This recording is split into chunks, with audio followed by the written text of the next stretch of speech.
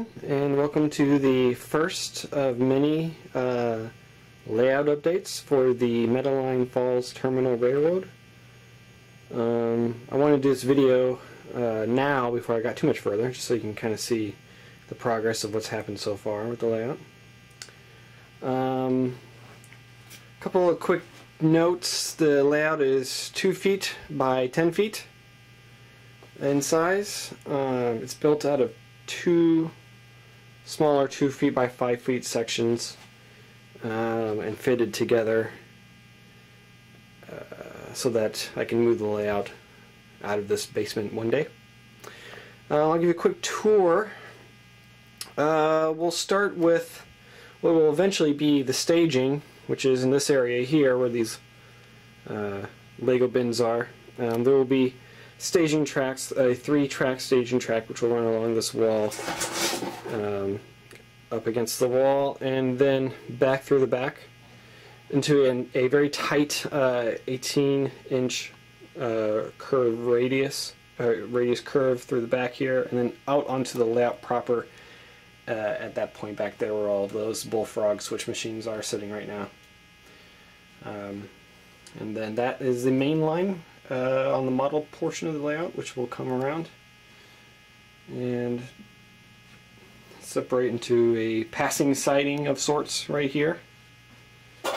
And then towards this end of the layout, which will be a nice kit-bashed bridge to accurately reflect the bridge at the Box Canyon Dam near Ione, Washington, which should be pretty cool when that gets built. There'll be a large mountain area back in here, a river down here.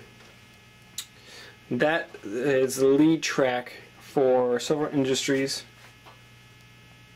The first of which, if we follow down here, and then back here will be a large cement factory, which will be against this wall here and then extend out over here. It'll block sort of the hole that leads off the layout, and then there'll be some large silos standing up there. I haven't quite decided what exactly it's going to look like, but I've got some ideas there for that.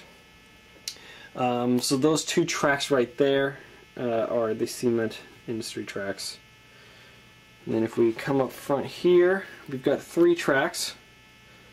These 2 back tracks here are sort of the yard tracks, where all of the cars which come onto the layout are sorted and prepared to be moved on to industries there. And then this nearest track here is the loading track for a pulpwood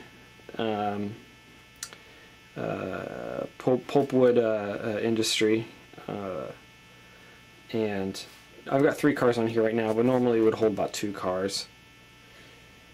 So those are the 2 industries on this end of the layout, and then over here on the back wall will be a paper recycling facility, and it'll consist of an older model building from like the 1930s brickwork here, a corrugated steel constructed building here, or maybe it's aluminum siding, but a newer building, sort of an add-on building here, and a couple of tanks to represent chemical unloading here.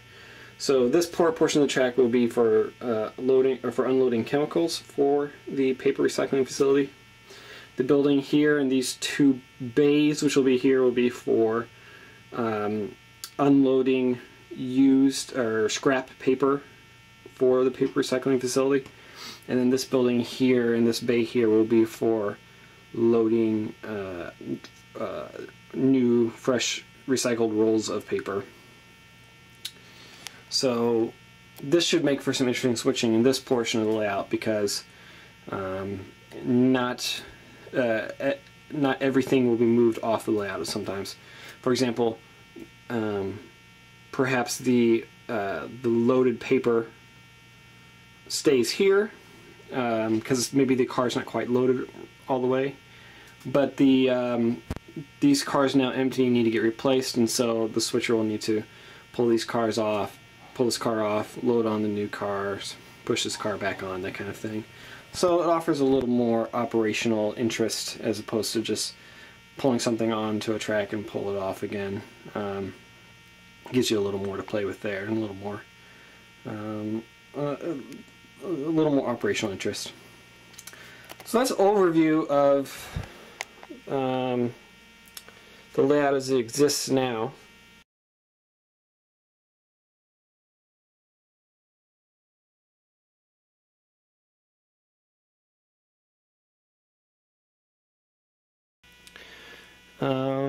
And I think that's it for this video. I've talked for quite a bit of time, but I'll be coming back with more updates soon.